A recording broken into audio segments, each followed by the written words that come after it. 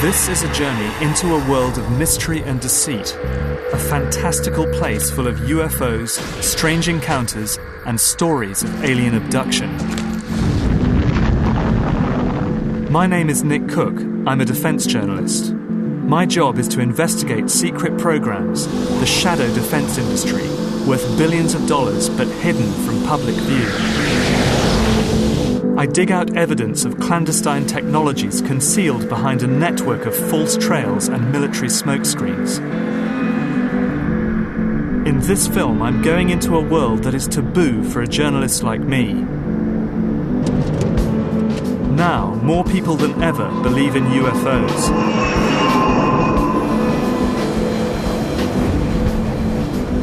I want to know what really has been flying through our airspace. Do these sightings offer evidence of top-secret military and defense technology? Or do they hold the clues to something more mysterious? My plan is to trace the phenomenon through each decade, from early sightings of UFOs during the Second World War to the mass reports of alien abductions that swept America in the 80s and 90s. In between, I'll be investigating such landmark cases as the Roswell incident and the Zamora sighting to try to answer the question, are UFOs real?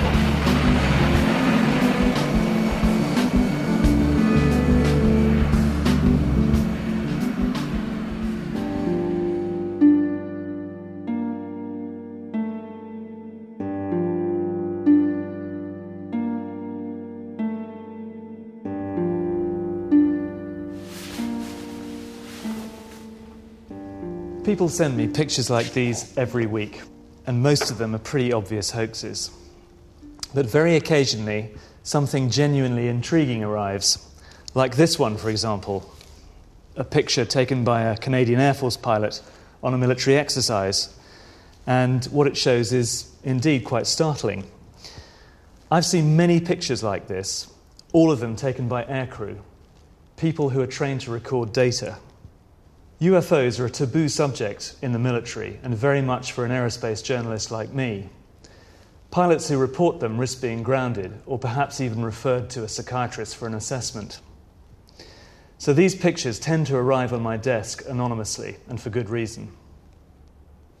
But these pictures resonate with me because the matter of who you share airspace with when you're traveling at twice the speed of sound really is a matter of life and death. I've spent 20 years writing about leading-edge aerospace technology. I've probably interviewed thousands of pilots in that time. A handful of them are reporting UFO incidents that are genuinely mysterious. I want to know what it is, though, these men are really seeing.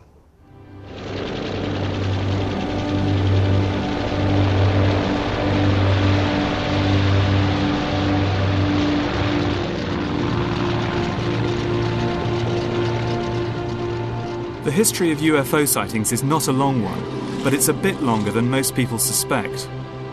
To start to make sense of UFOs, you must go back 63 years. To the Second World War and these men, and what some of them saw in the night skies over Europe. Allied aircrews described strange glowing balls of light that tracked their aircraft, and even coined a name for them, Foo Fighters.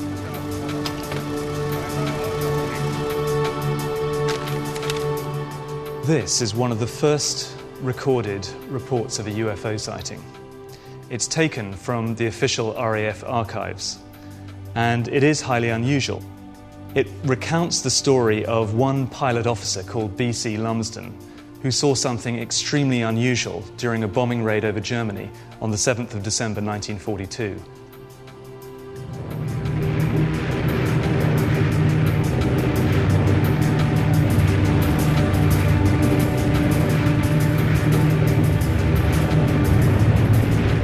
On Red 2. We were cruising at 7,000 feet when we discovered we had company, an orange-coloured light off the port wing.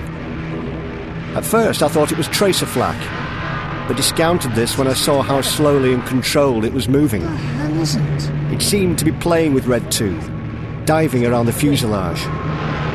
Suddenly, it turned starboard and headed straight for us. I found it hard to make other members of the squadron believe me, but the following night, one of the squadron flight commanders had a similar experience, with a green light. It's gone, it's gone, it's gone!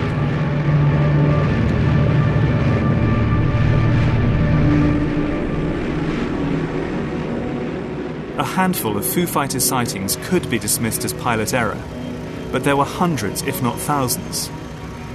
Could they really just be the hallucinations of tired or terrified men? I've decided to find out more about these strange balls of fire.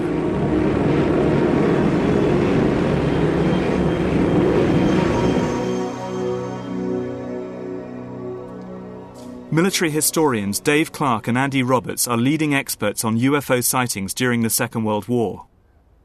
People were seeing tiny balls of light, not much bigger than a beach ball, say, to full-blown flying saucers in the style that we would appreciate today.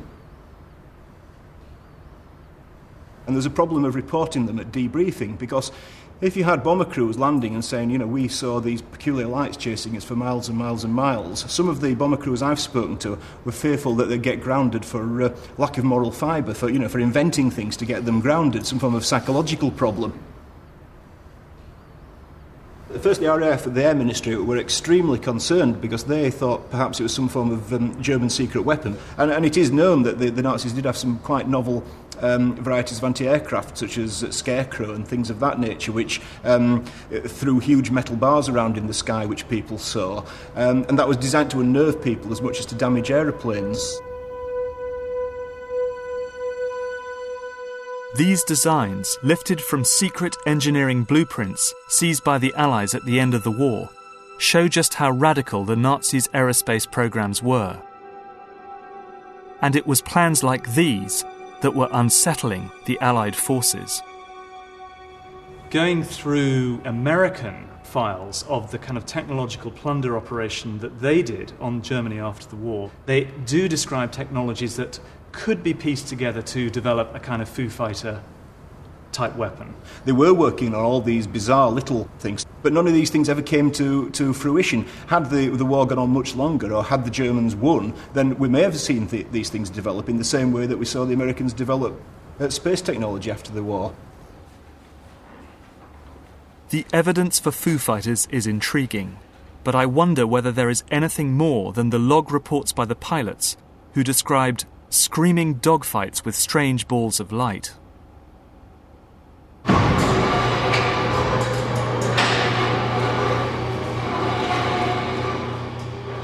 I've come to meet American technology historian John Dering. He has first-hand information on the development of Foo Fighters.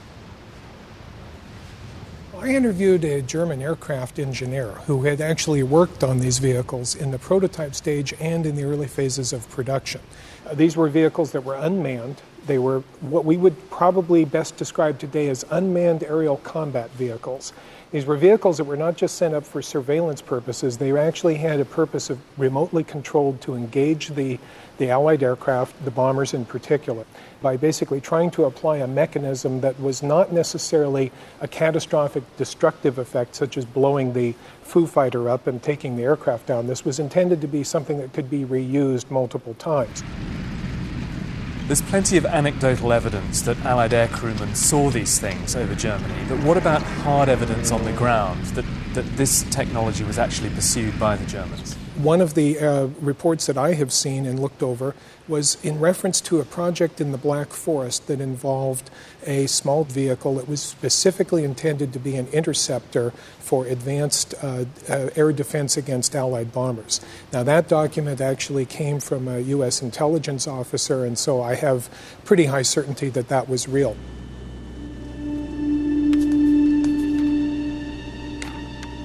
I want to follow up on John Dering's research. His work indicates there was secret technology being developed in Nazi-occupied Central Europe, which might account for some of the UFO sightings. These are the Sudeten Mountains on the Polish-Czech border. During World War II, this beautiful valley was home to some of the finest scientific minds of the Third Reich. It was here that the Nazis built one of their underground research facilities, the Wenceslas mine.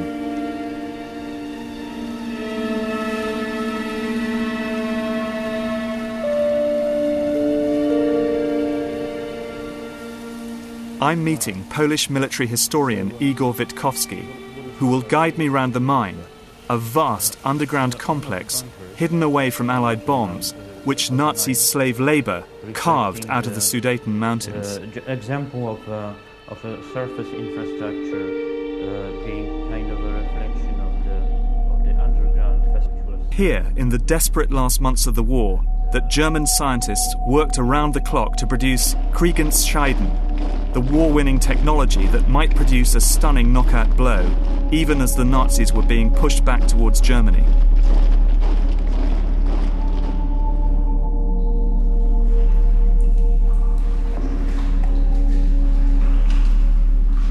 As Igor guided me through the flooded tunnels, the air became heavy and difficult to breathe. So in effect, we've come hundreds of metres through this complex, and we're now deep into the mountain. Not hundreds of meters, but several kilometers, in fact. This is several kilometres into the mountain. Yes. And this would have been a highly secure, impenetrable assembly site. Exactly, and the secrecy around this place was very exceptional, so that the Allies never found out about it. Almost nothing exists of the original mine.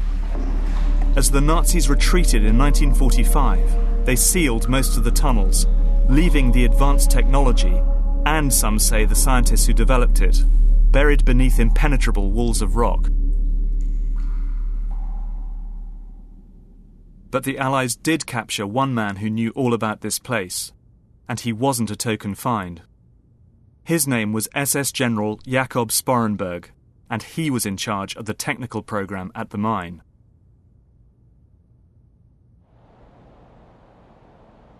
What he revealed astonished his interrogators. Indeed, I find it astonishing 60 years later. He spoke of a secret experiment attempting nothing less than to conquer gravity. He described a bell-shaped device that needed enormous amounts of electrical power. It was made of a hard, heavy metal and filled with a mercury-like substance that was violet in colour and glowed when under test.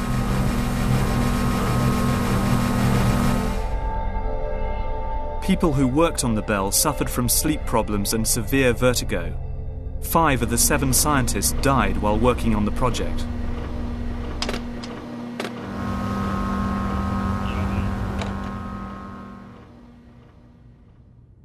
In a memo to Hitler, the scientists wrote, "It is in our opinion that the scientific results ascertained from our experiments with the bell are truly decisive for the war."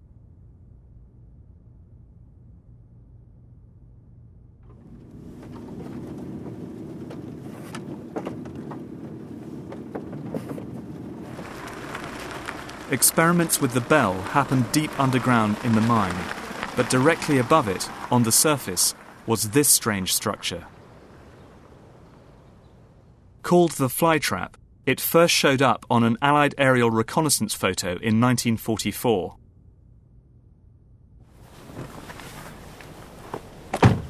Igor Witkowski believes that the flytrap was a test rig for advanced propulsion technology. In other words, flying saucers.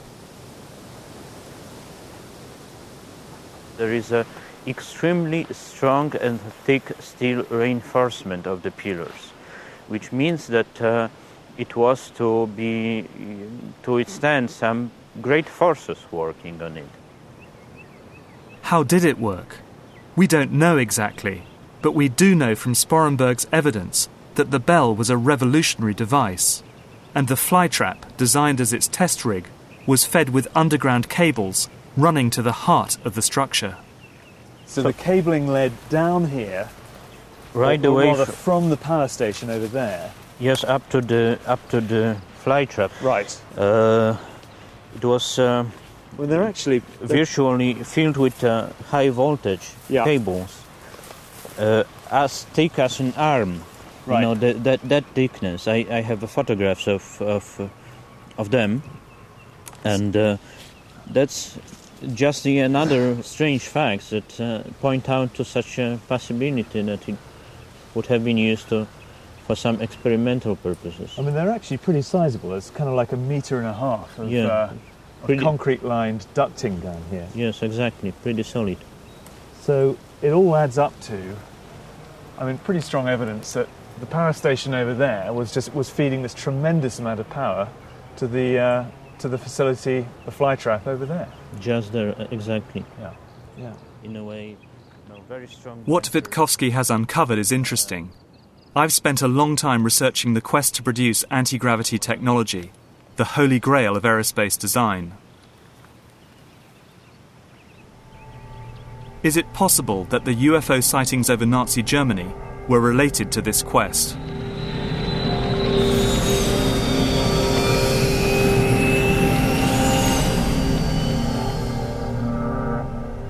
There is a sense here that the Germans were engaged in very highly classified work, and that possibly they were engaged in anti-gravity type programs. What I do know is that many of these bizarre projects like the Bell did not remain in German hands. At the end of the war, they were plundered secretly by the American High Command and taken to the States.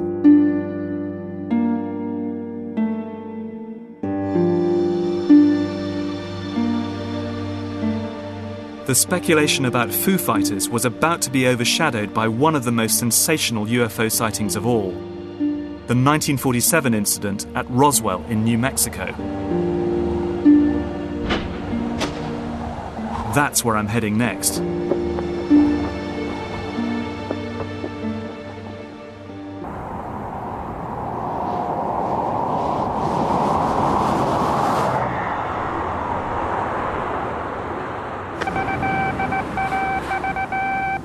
The 509th Atomic Bomb Group headquarters at Roswell, New Mexico, reports that it has received one of the discs which landed on a ranch outside Roswell.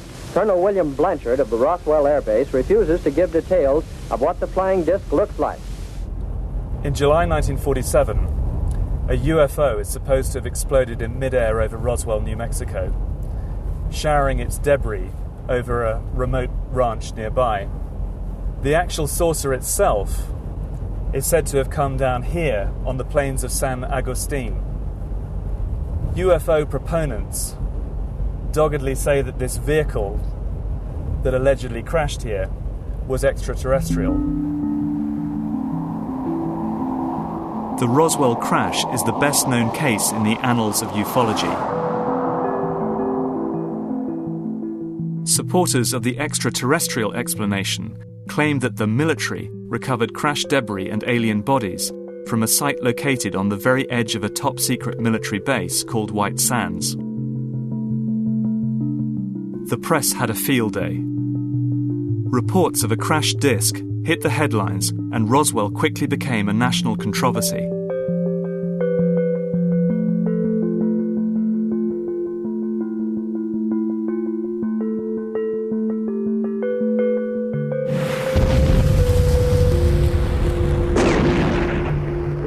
The military were quick to quash stories of bodies, but their denials just fueled the belief that they were hiding something.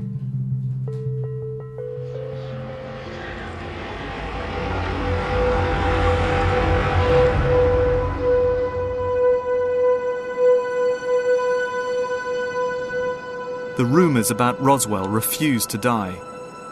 I've come here to White Sands to find out the reason.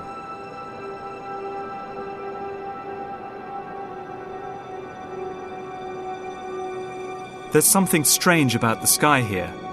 I'm over 5,000 feet above sea level, and the air is crystal clear.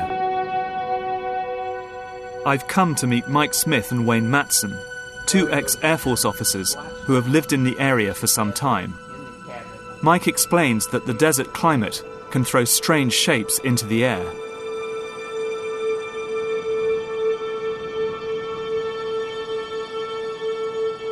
A lot of them are astronomical phenomena that, and our desert atmosphere here provides practically an infinity of weather conditions which can really play tricks with the eyes. And I have seen things that were perfectly explainable that really looked like something totally extraordinary, but they were explainable. And as Wayne tells me, even cloud formations can be misleading. Lenticular clouds are often mistaken for UFOs. Pretty extraordinary, aren't they? Lenticular clouds the wind comes hitting the mountains, swoops up, and as it goes over the top, the clouds form. I have seen a half a dozen UFOs, lenticular clouds that were one, about a minute later, a second one, and so on. The cloud story may explain some of the unusual sights witnessed in this area, but it doesn't begin to account for the Roswell incident. Debris was recovered from the crash site, so there is physical evidence that something did come down on the plains of San Agustin. But the mystery surrounding Roswell comes from the fact that the US Air Force changed their version of events 3 times. I've discovered that one of those stories was linked to a covert military operation flying out of the Roswell area. Duke Gildenberg worked on a secret balloon program called Skyhook, designed to fly covert missions over the Soviet Union. The Skyhook balloon wasn't born until 1947, and therefore, when it first appeared and for the first 5-10 years, it was a new sight in the sky. Holloman Air Force Base, then Alamogordo Air Base, was the prime launch site for the United States Air Force, and it happens to be just upwind of Roswell, so when the balloons would climb out, even if they were going to go 1,000 miles the other way, the initial climb out would be in the direction of Roswell, close enough to see, even if they get right overhead.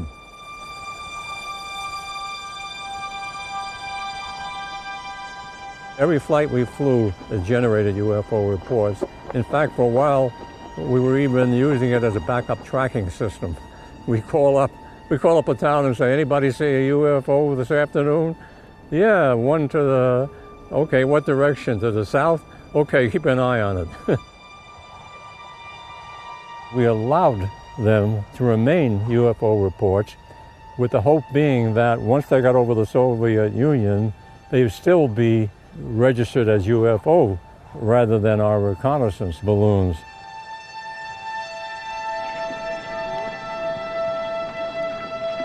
But in one incident, the UFO cover story broke down, leading to a famous US-Soviet standoff. Yeah, we faithfully promised President Eisenhower that we wouldn't get shot down, but we were, for a few, and we wound up with Khrushchev at the UN exhibiting on the table one of our payloads, perhaps with my initials on it, banging his shoe on the desk and protesting because we were overflying his country with cameras. Is Roswell explicable as a balloon crash? That is correct. I worked on the Pentagon report for months and months and months, and looking at all the testimony, it was really obvious that one was a balloon landing in 47. There was another one maybe a couple weeks later that wound up being described in the Telegraph to J. Edgar Hoover, and it described it as a balloon. As credible as Gildenberg's explanation sounds, I'm not convinced. I've come across a memo that suggests there was more to the incident than the Air Force was admitting. For the way Joe tells the story. In September 1947, just a few weeks after the Roswell crash, General Twining, head of the Air Materiel Command, issued a classified memo to a small group of his senior officers outlining his concern about the rash of flying saucer sightings that had been seen across America earlier that summer. In the memo, he states that the phenomenon is something real and not visionary or fictitious, that there were objects approximating the shape of a disk in the sky. He talks of operating characteristics such as extreme rates of climb and maneuverability. One of his conclusions, indeed, is that these disks might be the product of some high-security project not known to his command. The Twining memo shows the Air Force was taking the flying saucer sighting seriously. I'm going to interview someone who has high security clearance and who might throw light on what really crashed at Roswell.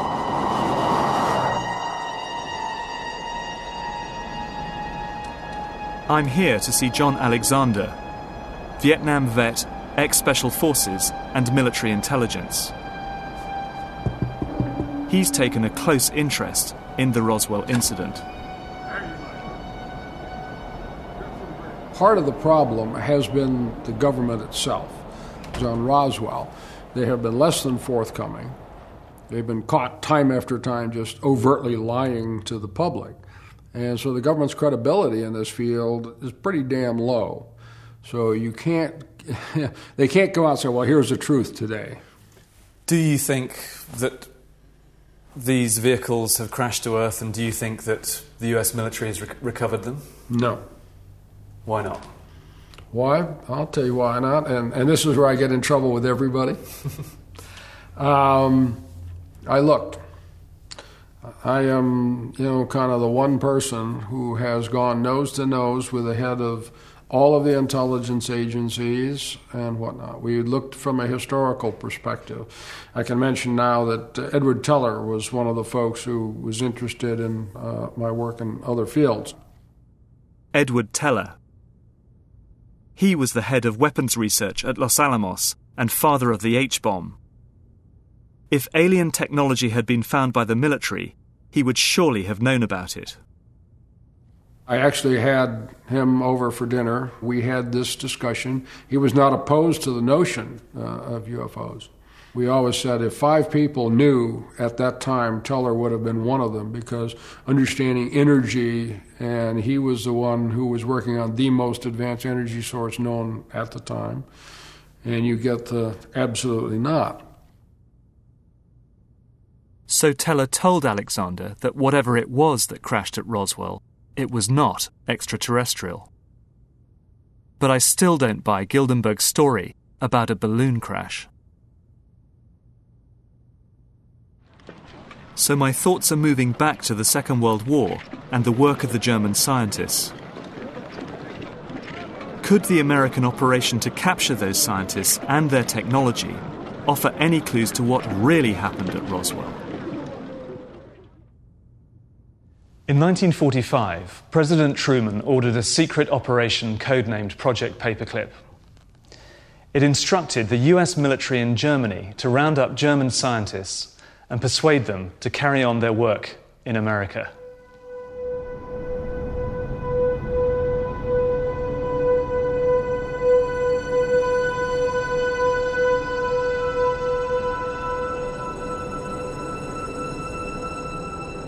This is where most of the Paperclip scientists ended up. White Sands Missile Range, a top-secret base surrounded by a no-go zone the size of a small country.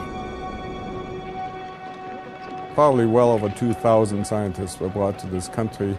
I have a listing, which I got from the Air Force History Office, of all the scientists that were brought to Wright Field.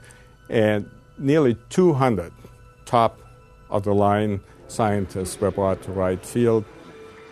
The Germans were anywhere from 5 to 15 years ahead in certain areas. For instance, you think of the V-2A4 missile, not intercontinental at that time, but a first ballistic missile. That was a huge step at the time. I've visited this area many times, and its power and beauty never diminishes. It's a strange mix of primitive landscape and high-tech doomsday hardware, tucked into the southwest corner of America. one thing's for sure. The German scientists brought here after the war would have been totally cut off from the outside world. The thing that bothered most of them that I knew more than anything was the summertime, because we get temperatures often here of 42 and 43 Celsius in July, June and July, and that was absolutely so incredible to them they couldn't believe it. It was a vast cry from being in Germany, because they're used to mountains and forests. Okay, we got the mountains, but we don't have the forests down here. We don't have the water that they have, and things are quite a desert. It was here that the German scientists created the beginnings of the American space program. And it is also here, in this highly secret territory, that the number of UFO sightings really started to take off. I was out stargazing, and I looked up, and I may have been for at the most 5 seconds. There was this large black triangle that just blacked out stars, and it was moving just across. Making any noise? No sound whatsoever, total silence. I never heard any reports about it, nothing. And you have a massive database. These are just a few. Yeah. And what are these all these detail sightings of UFOs in the White Sands, Alamogordo, New Mexico region? I see they kind of range from the jocular to the more serious. Anything I can get my hands on that I find. So after all of these years, all of this study, your own sightings, what are you forced to conclude, Wayne? I conclude that my government is lying to me. About what? About UFOs. The American government has changed its own version of the events at Roswell so many times that my instincts, as a defense journalist, are that we're all being fed a false trail.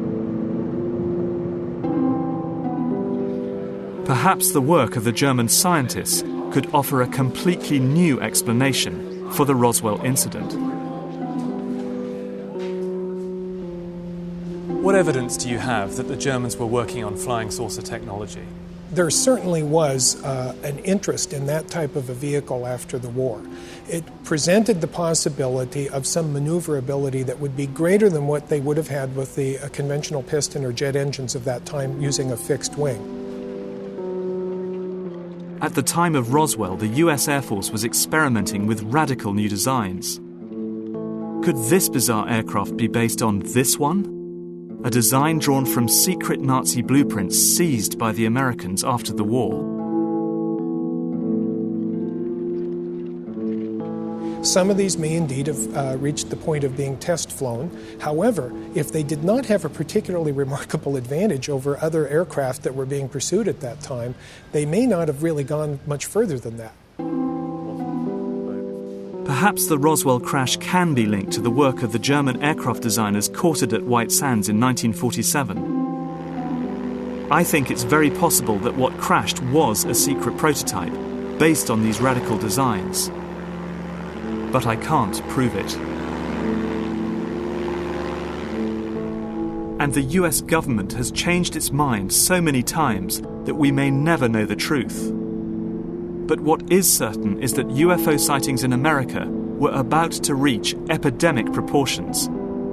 Not just in New Mexico, but over the skies of the nation's capital, Washington, D.C. They caused such panic that President Truman was forced to speak about them publicly. In a few short years, UFOs had reached the highest office in the land. What? Oh, yes, we discussed it at every conference that we had with the military. There's always things like that going on. Flying saucers, and they've had other things, you know, if I'm not mistaken. Flying saucers have invaded our planet. Washington, London, Paris.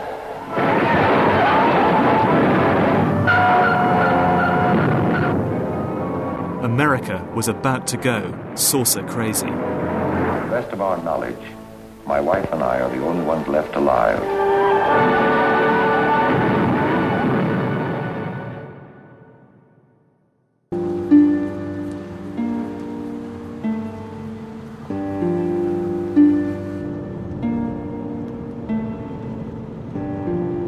I'm in Washington to investigate the extraordinary escalation of UFO sightings that occurred in America during the 50s.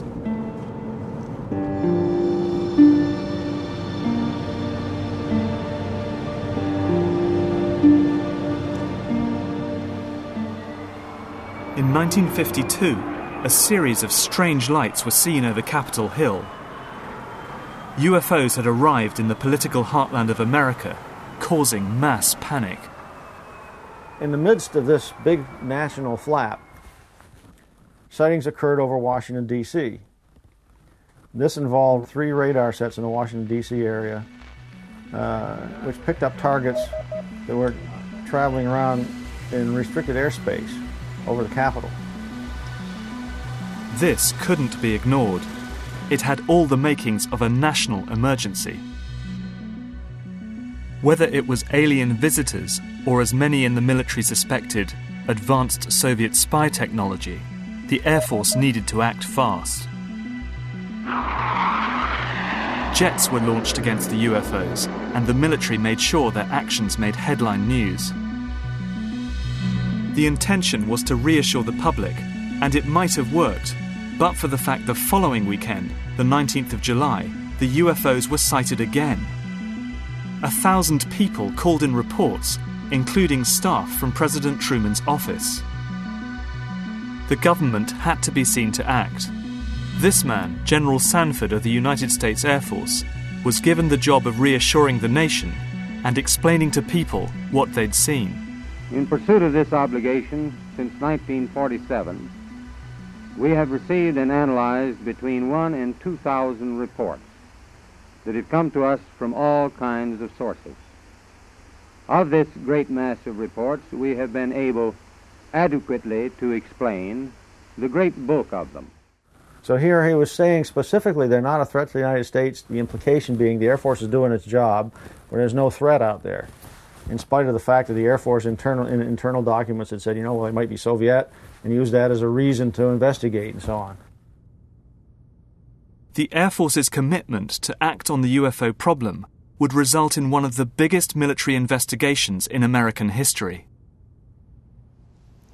The Air Force, which had secretly been investigating UFOs since 1947, were forced to set up an open inquiry. Called Project Blue Book, it promised to investigate each separate sighting report that was filed by the general public. In spite of Air Force intelligence claims there was nothing to worry about, the US Air Force was actually taking UFOs very seriously indeed. The man at the forefront of Blue Book's investigations was Dr. J. Allen Hynek. Hynek was employed by the Air Force. He interviewed thousands of witnesses and collated some of the public's most bizarre encounters. Have you ever seen a meteor with headlights? No, I've never seen a meteor with headlights. But one might see a meteor that looked like it had headlights. Well, anything I do not drink, and this had some kind of light on the back. All right, good, fine. Hynek was a skeptic. During the course of his investigations, he was able to attribute many of the sightings to natural phenomena. All of them saying that they saw it predominantly in an eastern direction. Now, if it had been extremely close to any one of them, it could not have been seen to the east by all the people. And observers west of Elgin, but Project Blue Book had severe limitations. No military sightings were included in its pages. Instead, they were immediately classified and buried deep in the files of the Pentagon. Much to Hynek's frustration, because reports by Air Force pilots, of which there were many, intrigued him very much. But now we can tell the story of one such sighting for the very first time. It involves the early reconnaissance missions by the United States over the Soviet Union.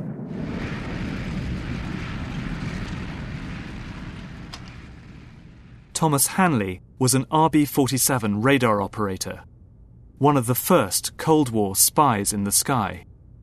When you're flying, you are always aware of anything in your airspace. One particular night, the aircraft commander saw a bright light coming towards us. And all of a sudden, the light just went immediately to the other side of the aircraft. So we played cat and mouse with it, whatever it was, for an hour anyhow. But the ground was recording it, and they would lose it too on occasion. So there was something out there, something very strange. It was performing not like a normal aircraft would perform. It was just too fast and too maneuverable. I'm certain something different was out there, but I have no idea what it was. The problem for the US Air Force is that this man is entirely credible. He's one of the best they have, highly trained at surveillance and working with what was then state-of-the-art technology. These are the hardest cases the Air Force had to deal with. As far as Tom Hanley is concerned, his questions were never answered, and I have to admit I'm at a loss to explain it myself. But in the meantime, the CIA was becoming very interested in the UFO phenomenon for their own purposes. The agency was responsible for surveillance of the Soviet Union, and they realized that UFOs might offer the perfect cover for their more clandestine activities. This is a memo written by Walter B. Smith, the head of the CIA at the time, and it's important because it shows that the CIA were happy to leave the US Air Force with the problem of analysing each UFO sighting. I suggest, Smith says, that we discuss at an early board meeting the possible offensive or defensive utilisation of these phenomena for psychological warfare purposes. This is a pretty stunning document, but when you read something like this, what you've got to keep in mind, first and foremost, is its context. The context, of course, was the Cold War and the struggle between America and the Soviet Union. But what really set the UFO story running for the CIA was the death in 1953 of this man, Joseph Stalin.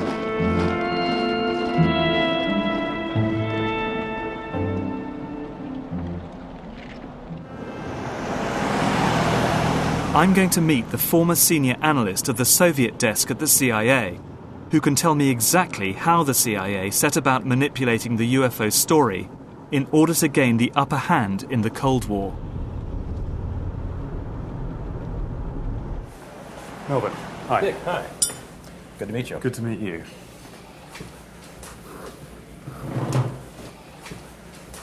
Eisenhower had only been in office for 2 months, and Stalin died rather suddenly. And Eisenhower called in some of his major people, not only policy people and political people, but intelligence people. And so he went around the table in terms of what do we know about the Soviet Union, what do we know about the contenders for power, what do we know about the direction the Soviet Union might take in its policy. And he asked people who were also there from the CIA. And not only was there no speculation on what it would be like in the Soviet Union, and would the Soviet Union be more or less threatening to the United States, there was no intelligence collection. And I really think it was out of that discussion and that event that the beginning of the ideas that led to the U-2, the ability to conduct surveillance of the Soviet Union from the air with a high-altitude spy plane, I think it began with the turning point of Stalin's death and no understanding of what it meant for the United States. This is the U-2. It's the direct result of American intelligence coming to terms with how little it really knew about post-Stalin Russia. We can't make sense of what happened next in ufology without getting to grips with this once highly secret machine. It triggered a wave of UFO sightings all across America. was needed were certain cover stories. What do you do when people are spotting aircraft and then telling reporters that they've seen something very unusual flying out of an airbase in Nevada? And frankly, this was the origin of a lot of the sightings that took place in the mid-50s, 1954, 55, 56, of unidentified flying objects, the UFOs. So the CIA was involved in encouraging people to believe that, yes, they saw UFOs, and the CIA and the military tried to be very helpful to reporters to get these stories out, to divert the attention of the country, and particularly the people in this region, about what they had actually seen.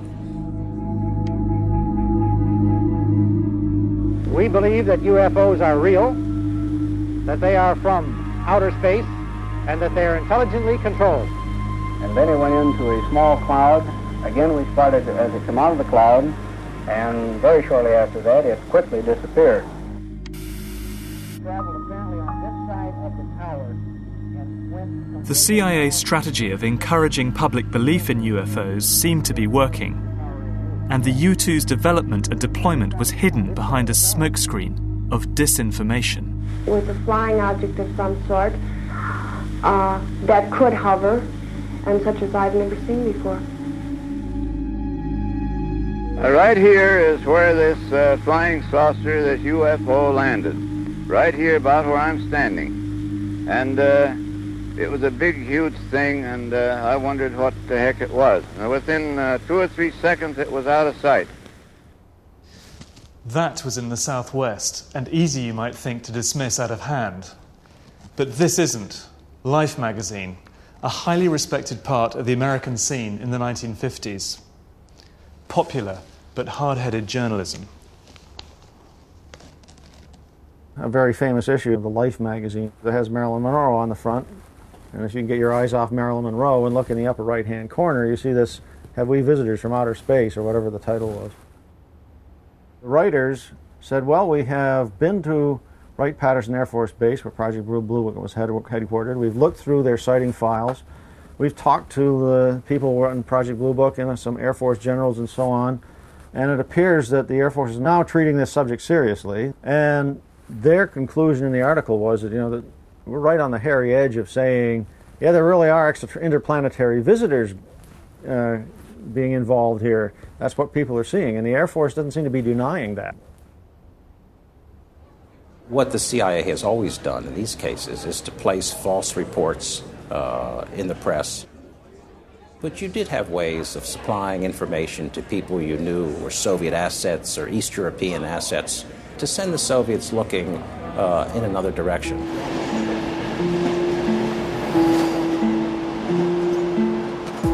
The real targets of the flying saucer fever were, of course, the Russians. What did they make of the UFOs, I wonder? Уважаемые пассажиры, электропоезд до станции «Аэропорт» отправится в 18 часов 4 минуты. I've come to Moscow to talk to Igor Sinitsyn, a former KGB operative who was the personal aide to the Bureau's number 1, Yuri Andropov.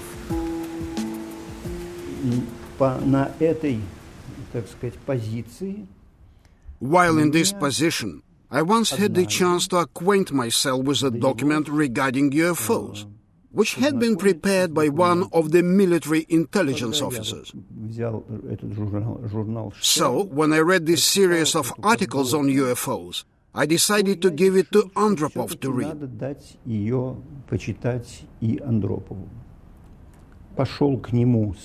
Of course, I was somewhat nervous when I went to him with this article, because I thought that my boss would think that I was out of my mind.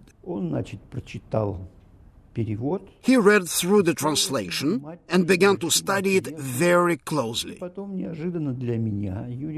Then, quite unexpectedly, Yuri Andropov opened his desk and took out a very thin file from the top drawer, gave it to me to read and said, "Only read it here and don't take it away." Much to Sinitsyn's surprise, the file contained highly classified UFO sightings occurring all over the Soviet Union.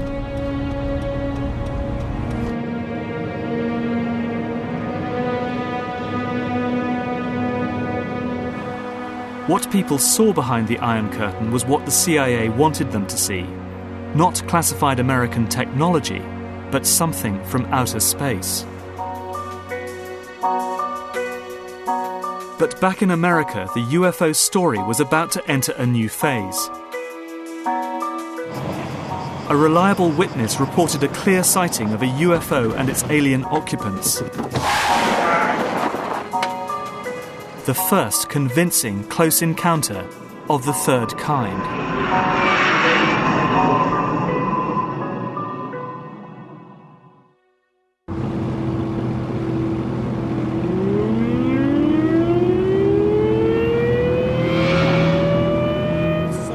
On the 24th of April 1964, America experienced its first credible close encounter of the third kind. Officer Lonnie Zamora was driving along a quiet stretch of road skirting the edge of the White Sands Missile Range in New Mexico. What the hell was that? Suddenly he caught a glimpse of something strange in the sky.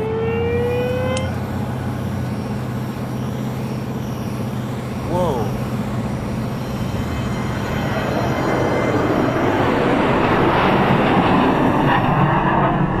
He left the road and set off for the desert, following the craft.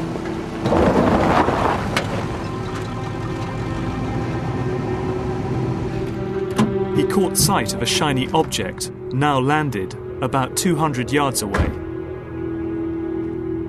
As he looked over, he saw two figures in white coveralls, close to what looked like a flying saucer.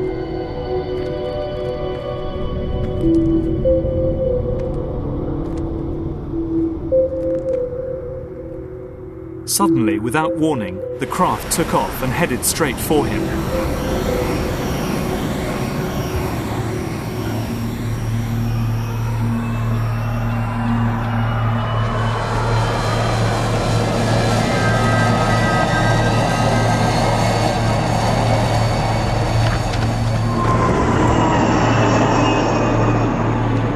And as quickly as it had arrived, it disappeared off into the distance at high speed.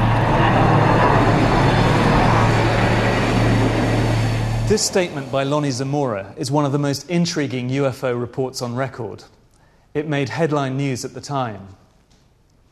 Everyone acknowledged that Zamora was a first-class witness, a police officer, a man not prone to exaggeration. The Zamora case remains one of a handful of unexplained sightings in Project Blue Book. When investigators arrived at the scene, they found an impression in the soil surrounded by burnt brushwood. Zamora was so distraught that he insisted on seeing a priest before handing in his report. The US Air Force was under pressure to explain what had actually landed. But there is one man who claims he knows what Lonnie Zamora saw. Duke Gildenberg had access to top-secret flight logs at White Sands and carried out the official investigation into the case.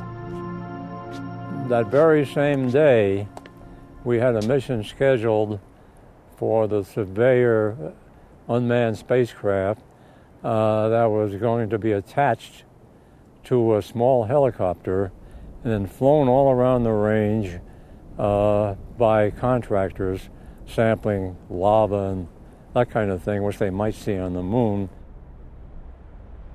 On board was the pilot, and then there was an engineer, and they were both in white coveralls. So to us, that identified it almost perfectly. It's too much of a coincidence. Two guys in white coveralls that were doing the mission anyway, and then the sampler, which left a print in the dirt that was identical to what it later left on the moon. I find it hard to believe Gildenberg's explanation. Zamora was a trained police officer, and I'm sure would have known the difference between a helicopter and a flying saucer. To try and make sense of what Zamora saw, we need to go back to the U-2 and to an event that shook the world in 1960.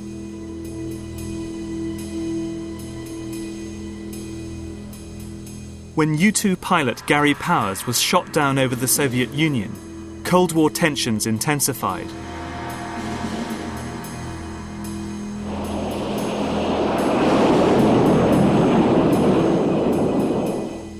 The wreckage of his spy plane was put on public display in Moscow.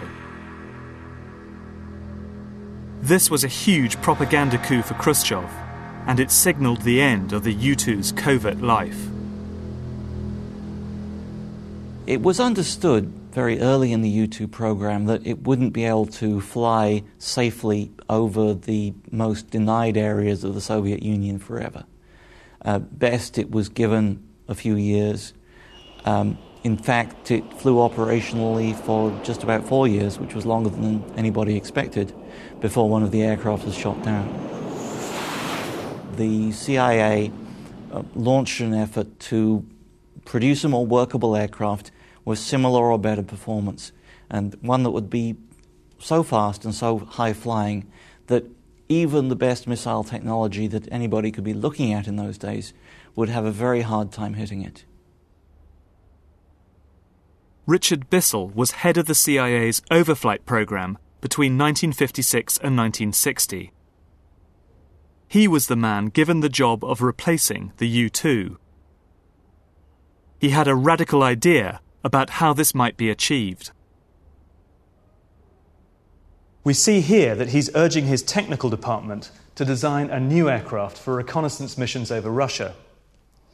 According to Bissell, who had a very good grasp of the technological challenges, the optimal shape for that vehicle would be saucer-shaped. The Avrocar, which appears for all the world to be a flying disc. It wasn't just Bissell who had flying saucers on his mind. Just across the border, Avro, a Canadian-based company, had recruited talented British aerospace designer John Frost to work on a flying saucer. Frost was a visionary, and under his leadership, the company began experimenting with disc-shaped craft. Called the Avrocar, it was a handful to fly and could barely get off the ground, but it caught the eye of the United States Air Force. They bought all rights to the project, and then it simply disappeared.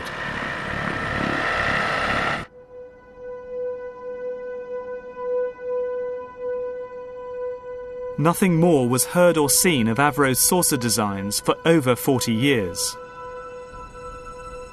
But flying discs did not die with the Avrocar.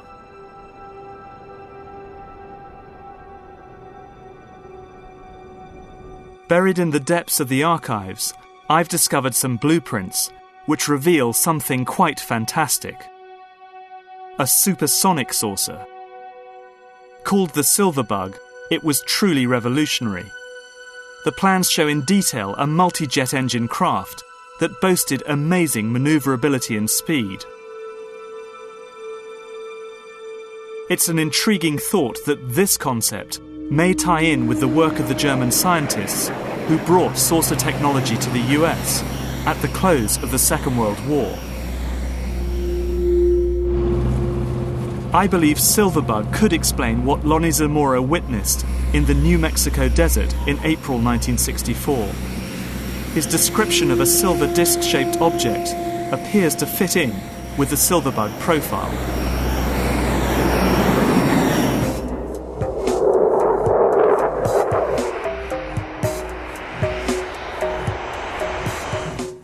There's plenty of evidence that a host of other covert technologies were being developed by the Air Force during the 1960s. And many of the sightings on record at the time can be traced back to their secret testing programs. But I've heard there was a significant rise in sightings in the UK at the same time. Could the two be linked, or was the British phenomenon part of something completely different? I'm going back to the UK to find out.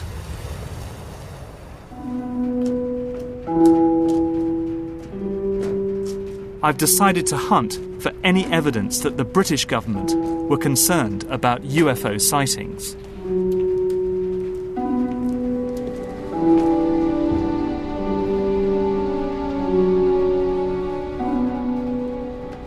As an aerospace journalist, I've spent many hours poring over old Ministry of Defence memos.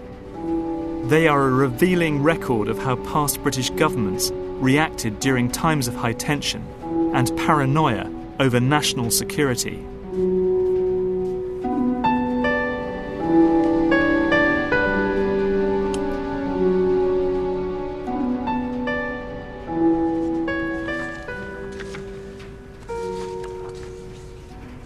Well, there's a really sort of fantastic, typical British understatedness about all these reports emanating from the MOD round about the 1950s and 60s about UFO sightings.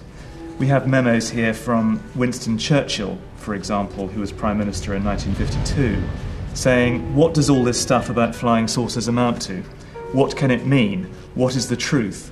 Let me have a report at your convenience." Fantastic. Lord Cherwell, head of the Air Ministry, drafted this reply to Churchill. It was typically dismissive. It explained UFO sightings as deliberate hoaxes, optical illusions, mistaken identification, or known astronomical phenomena. But Cherwell was not privy to US intelligence. He had no idea how the increase in UFO sightings in America could be linked with secret developments in defence technology.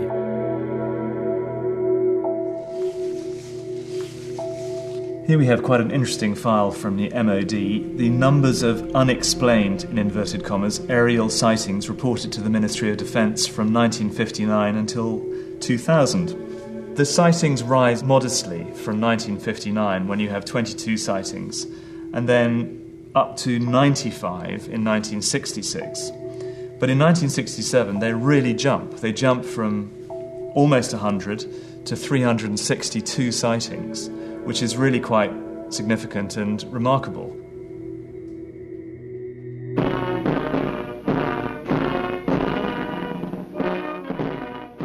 As the Cold War ramped up, there was a significant expansion of the American military presence on British bases throughout the 60s.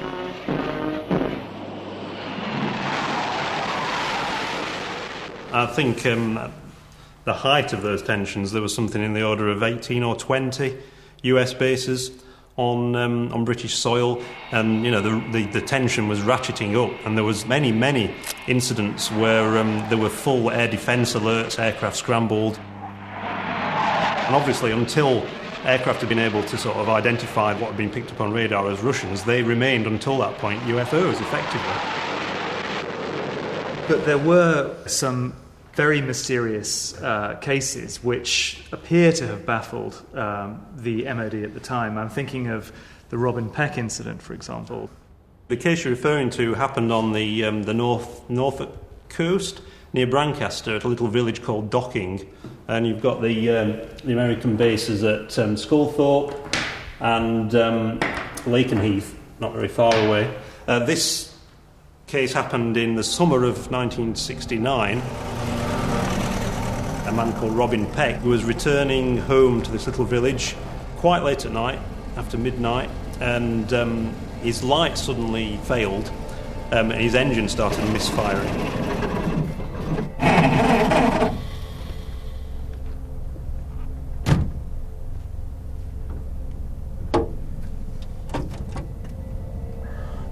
He felt this, what he described as like a wave of static electricity. And he looked around at about 200 feet from the ground with what he described as a huge inverted mushroom, a brilliant blue, ice blue colour. Suddenly, inexplicably, it just disappeared, almost in the blink of an eye, towards Norwich, leaving this glow in the sky. He was so shaken by what he'd seen that the following morning he went to the police station in Docking and made a full report. These reports went to the Ministry of Defence in London, and they were passed around from one division to another. They ended up with the Defence Intelligence people. And there was a little comment on the file that basically said, maybe this was a UFO. I could find no explanation in the Ministry of Defence archives revealing what Peck actually witnessed. Which is not surprising, since only a tiny group at the highest level of the MOD had any idea of what the Americans were flying out of these bases. With the expansion of US bases in the UK at bases like Mildenhall, do you think this myth about UFOs could have just migrated across the Atlantic to protect US activities at these bases? Well, really, you're dealing with a generic problem here. You're dealing with sophisticated technology, breakthrough technology, and trying to protect the origin of that technology and the capability of that technology.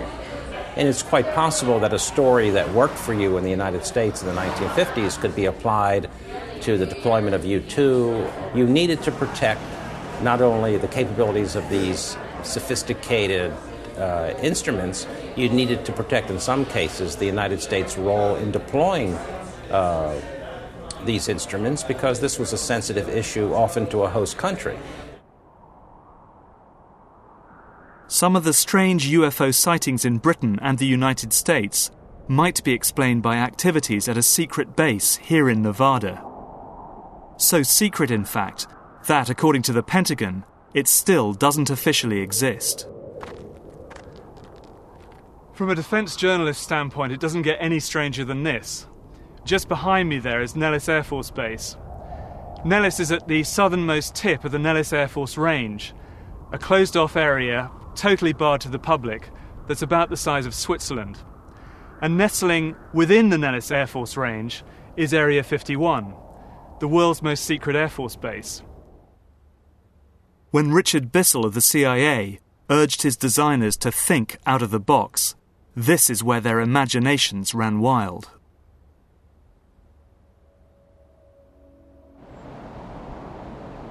It's the testing ground for the US Air Force's most secret technology.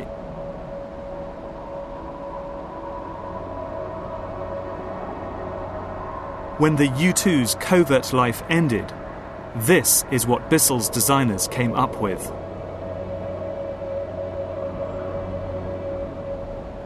The Blackbird is the apex of aerospace technology. When the forerunner of this aircraft first flew, the CIA's A-12, in 1962, from Groom Lake, otherwise known as Area 51 in Nevada, its mission and the aircraft itself was super black. That is to say, it was a super classified aircraft. It's very easy to imagine how anyone catching a glimpse of this aircraft in 1962 might have mistaken it for a UFO. Everything about this aeroplane is strange. It's black, its shape is extraordinary, and its speed, of course, in excess of Mach 3, that's 3 times the speed of sound, would have made it one of the most extraordinary sights that anyone could have seen at that time. Blackbird missions were flown out of the UK at the height of the Cold War. The plane flew at over 100,000 feet at the very edge of space.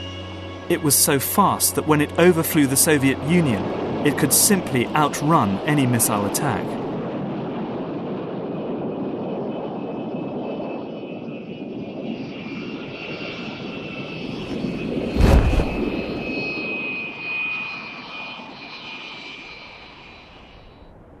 But it wasn't so much American spy planes that were worrying the Russians.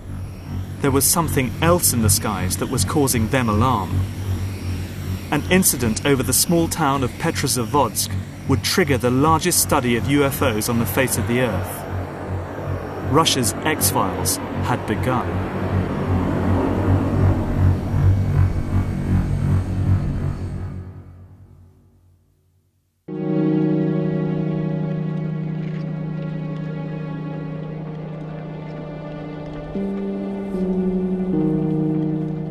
On September the 20th, 1977, high over the Russian town of Petrozavodsk, a group of soldiers were on routine maneuvers. Suddenly, a bright star appeared radiating pulsating beams of light. The object lingered over the town like a huge jellyfish. After a few minutes, it wrapped into a bright half disk and shot off.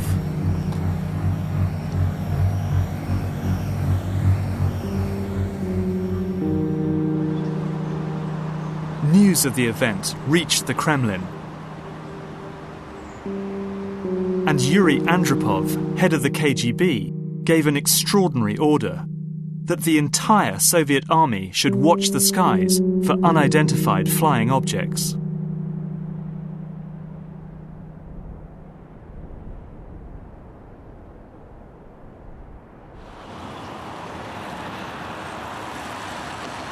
I'm in Russia, on my way to meet the two men, Colonel Boris Sokolov and Dr. Yuli Platov, who were ordered by Andropov to coordinate the whole operation. Oh, Colonel Sokolov. Nick Cook. Yuri. Hello.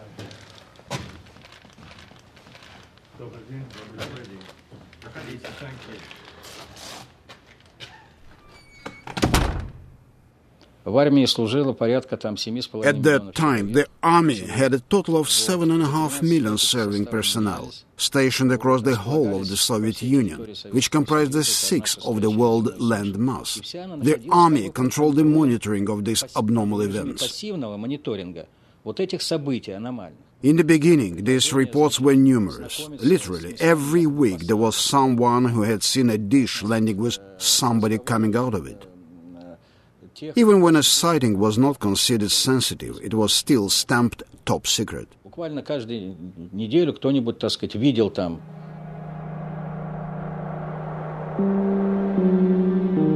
The observations continued every night for 13 years. No other nation has conducted such a long and thorough research program into unidentified flying objects. But as Sokolov tells me, the evidence was inconclusive. I would like to say that it is absolutely certain that in those 13 years there was not a single report of anybody's contact with aliens. Most of the sightings, which were taken by observers and thought to be something abnormal, were in fact, as our research has shown, connected to technical experiments by our own military.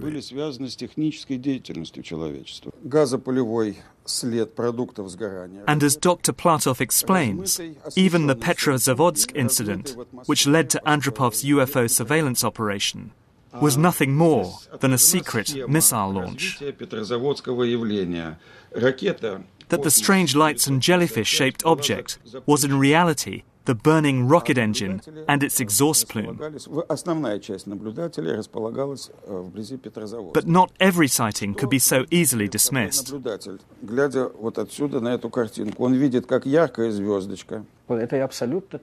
Even though we could explain some of these sightings, there were many unexplained events which caused scientists to scratch their heads and which still remain unanswered today.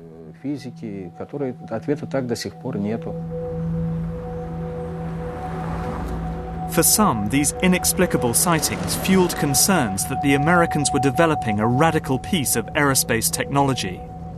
Something that behaved and looked like a UFO, that could fly undetected into Russian airspace.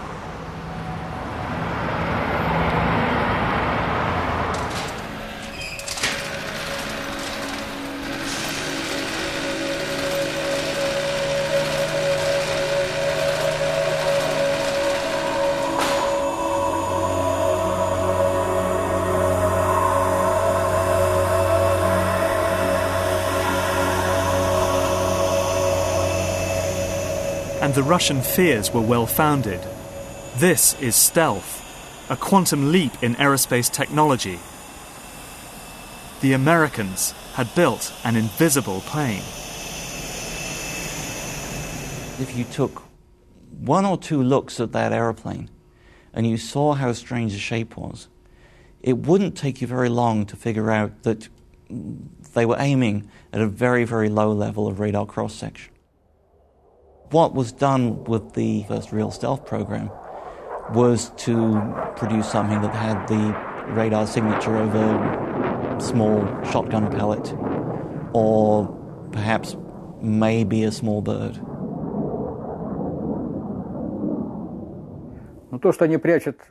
My view is that it was advantageous for the Americans to keep up this kind of hype regarding UFOs. We guessed it was policy to conduct a campaign of misinformation as far as the general public was concerned. Stealth was an enormous breakthrough, and nobody out in the wider world really believed it was possible. Nobody could even imagine that it was possible to do that.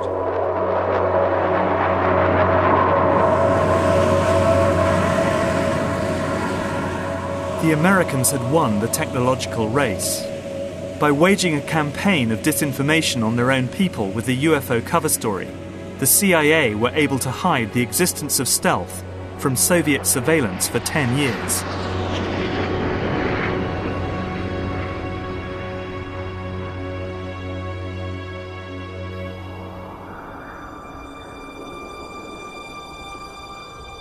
But stealth couldn't begin to explain the series of alleged alien encounters which were about to shock the American Southwest.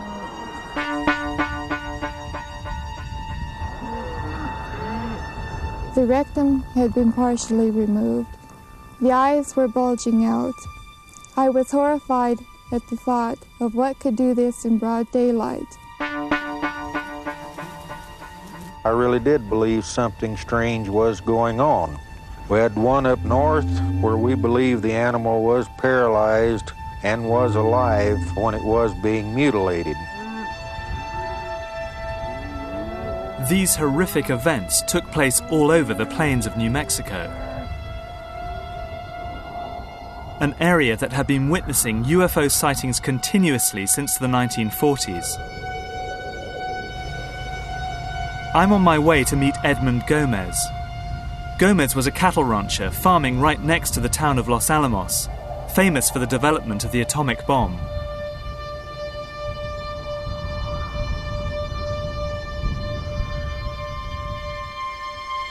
We met up and headed out to a desolate corner of his ranch.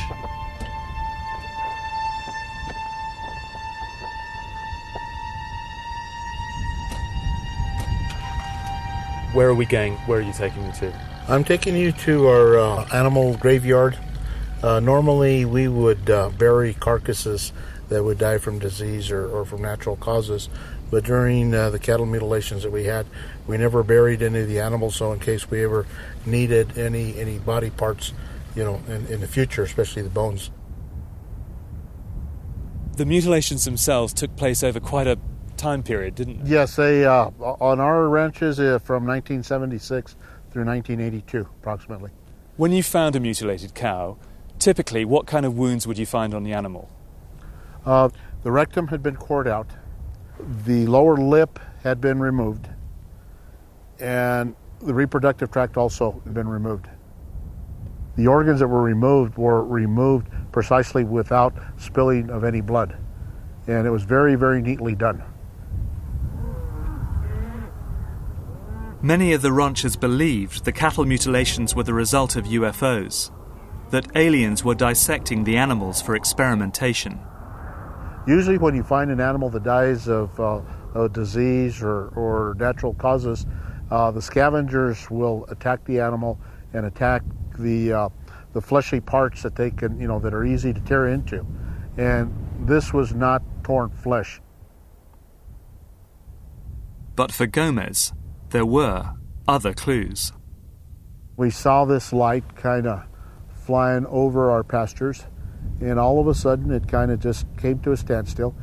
It looked like it was saucer-shaped, but had two decks, and had two sets of lights on it, flashing one on top and one down towards the bottom. When you look at them, you think, well, gosh, that looks like the typical flying saucer. When all of a sudden the lights inside the cockpit of this vehicle went on, and when the lights went on, I could see the props of a chopper.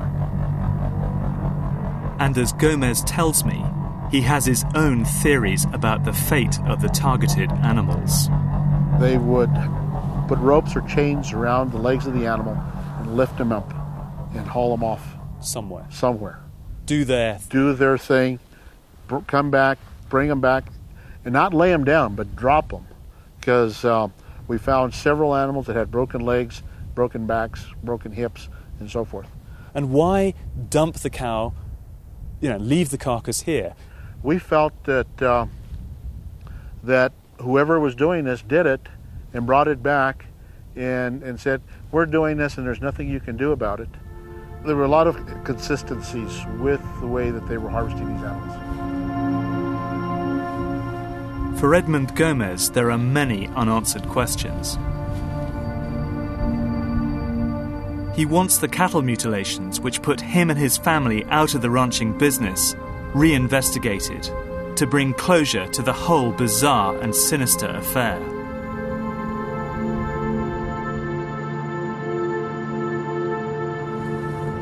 Well, I think Gomez's hunch that this was some sort of covert testing activity was bang on the money. I'm from the way the cows were mutilated, from the organs that were removed from the cows, it seems very clear that this was some kind of covert testing, covert monitoring program of some kind of contamination in that region. It also seems very clear that someone is trying to put in some kind of linkage between this mutilation activity and UFOs, trying to dress helicopters up, for instance, to make them look like UFOs in an area where people are very superstitious, very fearful of things they don't understand. So it's clear to me that some kind of disinformation campaign is going on, but the reality is whatever was going on up there has nothing to do with extraterrestrials or UFOs.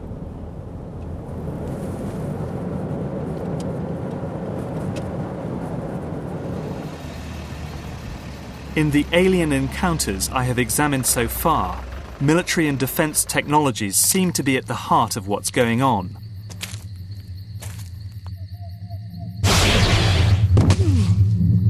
But parallel to these stories are other reports of more direct encounters between aliens and humans, which seem to be of a wholly different order.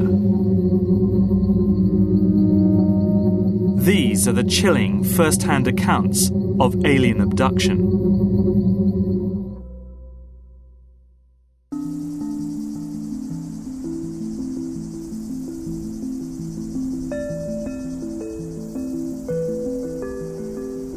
The most challenging aspect of the UFO phenomenon is alien abduction. Throughout the 80s and 90s, stories of abduction swept across the US. Over 2 million Americans claim to have been taken by aliens. These stories followed a pattern. Typically, abductees claimed they had been taken in their sleep to an alien craft, where they were subjected to invasive surgery. Samples were taken. Probes were implanted.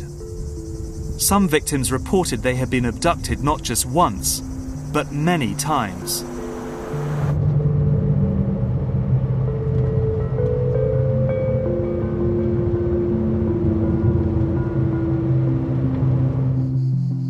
I've come to meet Travis Walton. He was the first alien abductee of this epidemic, and his story, which was widely reported, had a powerful effect on the public imagination. I caught up with him near the Apache Sitgreaves Forest in Arizona, where the whole incident unfolded. Well, there was a group of 7 of us men. We were working up in the mountains, in the woods. We had a tree cutting contract up there. And we just finished a long, hard day's work, and we were headed home. We'd worked late that night, so it was starting to get dark. And as we were driving down this rough track there, we saw light coming through the trees. What the hell is that?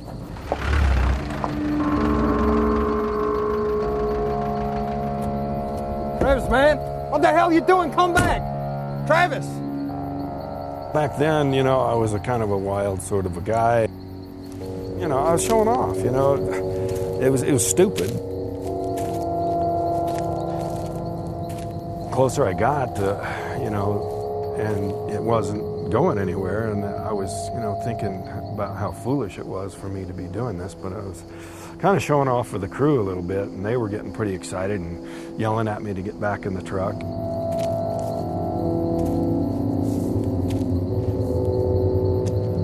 When I got up to it and I was standing there looking up at it, the sound suddenly got louder and it started to move, and it was making this sort of a rocking motion. And right at that instant, something hit me.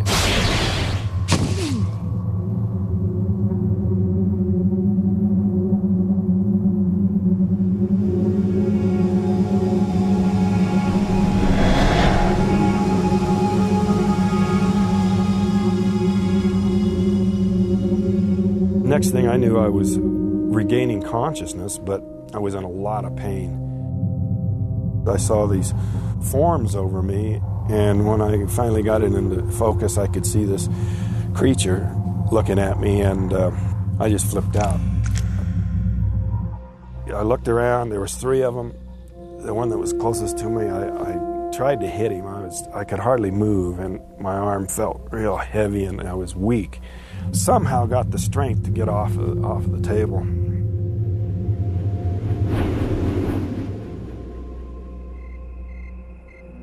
Several nights later, Travis Walton reappeared, dazed and confused. I didn't know how much time had gone by. There's something in the conversation, you know, made that apparent to them. He said, "Hey, feel your face," and I felt, and I had this, you know, week's growth of beard, and I was just totally shocked by this. So you've been gone 5 days. I had enough trouble just dealing with the reality of this incredible thing that had happened to me. You know, it was just so hard to explain what I'd been through, and there was nobody to relate to. And you know, 29 years ago, that was turned to. It was just on my own.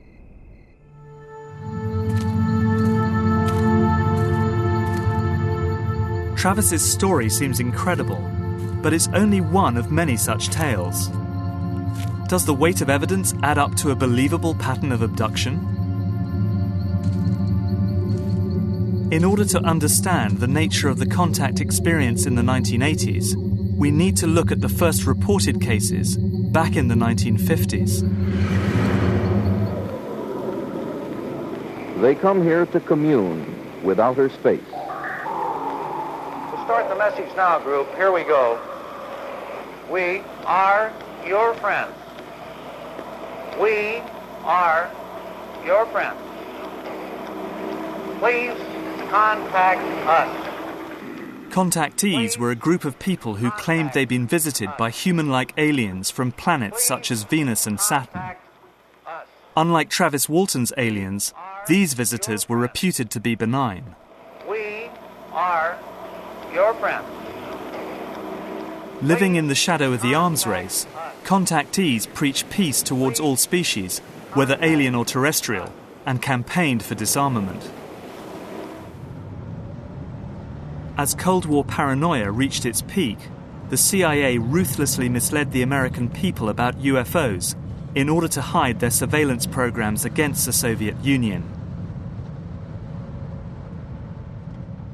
Melvin Goodman believes that the contactees were simply the victims of this dark political climate.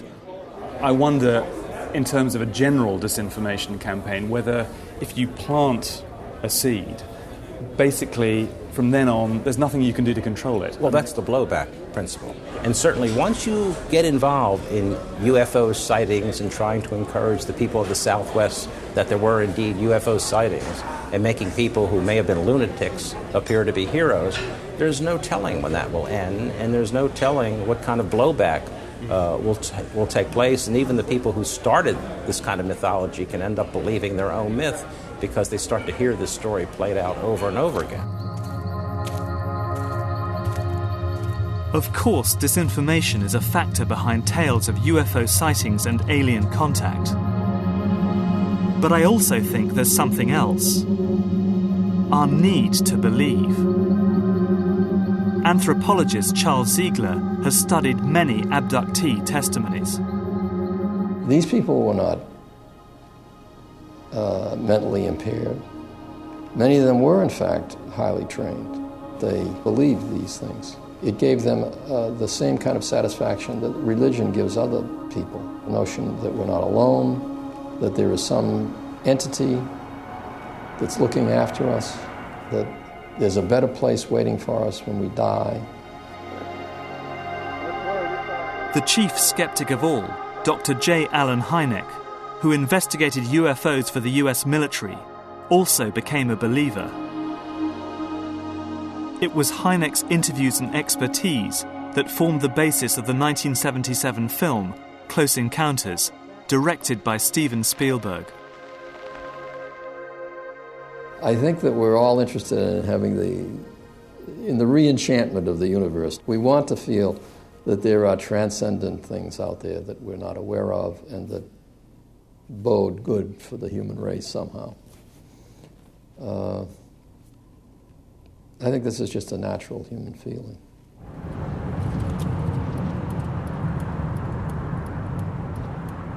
But what really fascinates me as a defense journalist is that you are as likely to find believers in UFOs among the higher reaches of the aerospace industry as you are in Hollywood. This is a report into future technology commissioned in 1968 by McDonnell Douglas, then one of the biggest aerospace and defense contractors in the world. What's extraordinary about this document is that it takes the existence of UFOs seriously. It recommends using UFOs and copying their design to make the next quantum leap in aerospace technology. Some UFOs may be extraterrestrial vehicles. They certainly have not been proven otherwise. The existence of extraterrestrial vehicles indicates vehicles could be built which would have capabilities quite useful to McDonnell Douglas Corporation. The report even suggested interviewing contactees to gather data. And if they were thinking that over 25 years ago, what advances might be on the horizon today? I'm here in Seattle to meet someone who's built a device in the basement of his garage, indeed is flying it there, that he and others claim is able to do so by defying our current understanding of physics. As unlikely as it sounds, I'm wondering whether what I'm about to witness may just be our first small step towards the stars.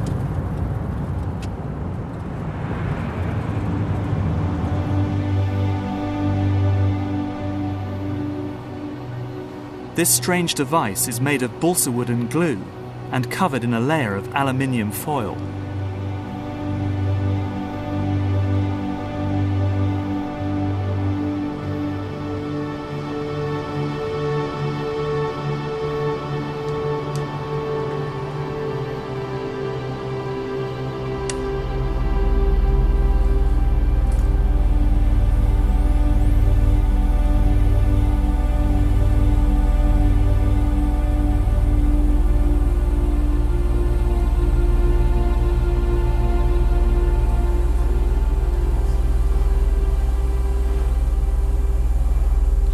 So Tim, tell me, why is this lifter demonstrating this levitational effect?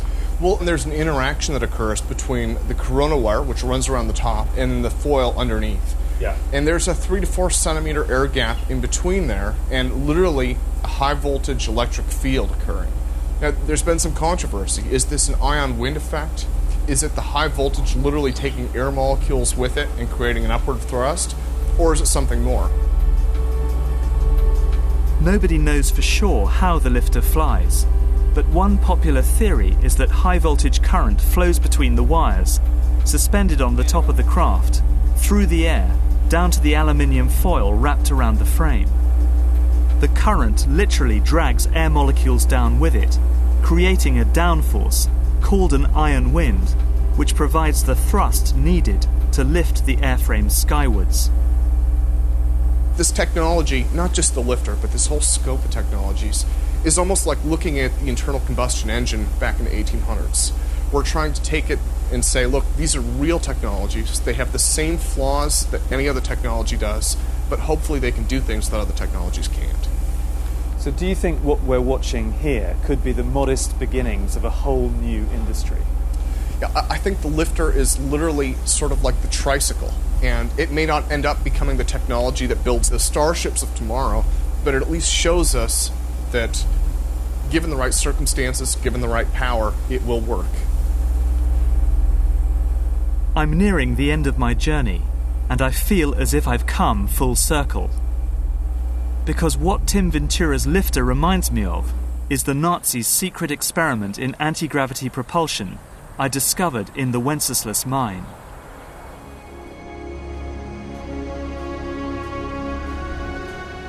So what's the truth about UFOs? The story of successive attempts to develop radically new forms of flight, conducted under the strictest secrecy, is inextricably bound up with our relationship with UFOs over the last 60 years. Whether it's Allied pilots buzzed by strange balls of fire in 1942 or the Roswell incident 5 years later, there is a strong case to be made that secret military technology offers a convincing explanation for many UFO stories. For me, what is so striking about Roswell is that it's the first good example of an officially sanctioned UFO disinformation exercise. It showed the CIA that UFOs could provide perfect cover for their Cold War activities. It didn't take much for the CIA to spin the extraterrestrial story into the hearts and minds of the American public. And once it was there, all manner of experimental technology could, if it was spotted, be put down to the UFO phenomenon. But there are some cases that I just can't explain.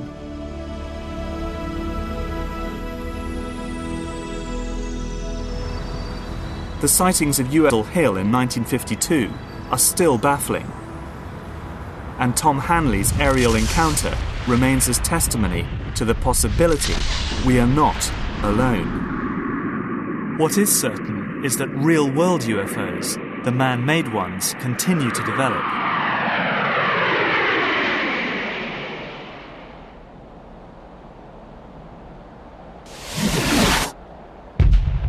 Recently, a series of sonic booms were heard exploding across California and Nevada. Something was in the sky that could be heard and felt, but not seen.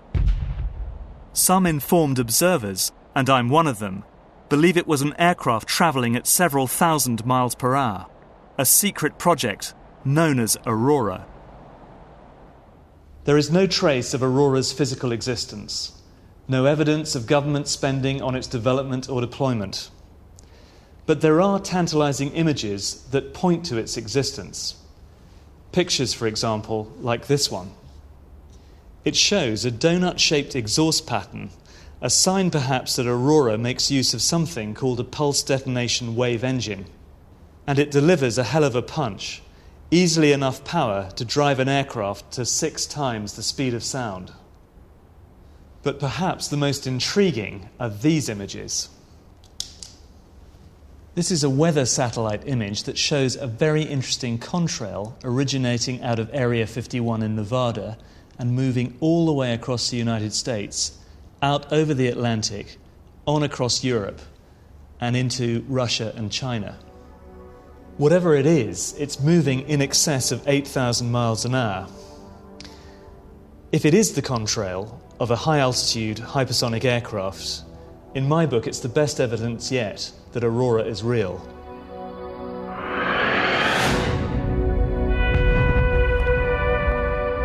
And Aurora's flights will probably give birth to a new wave of UFO sightings. Because whether aliens exist or not, many of us want to believe in them. Perhaps the only way we will ever find out for sure is if we make the leap into deep space ourselves. That day may come sooner than we expect.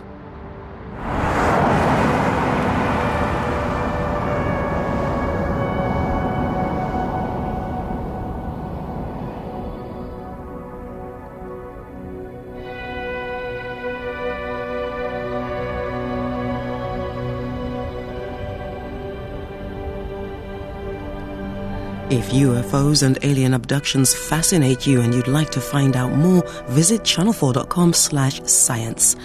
Next, from aliens to alienation, when Grace gets upset by a baying mob in Big Brother.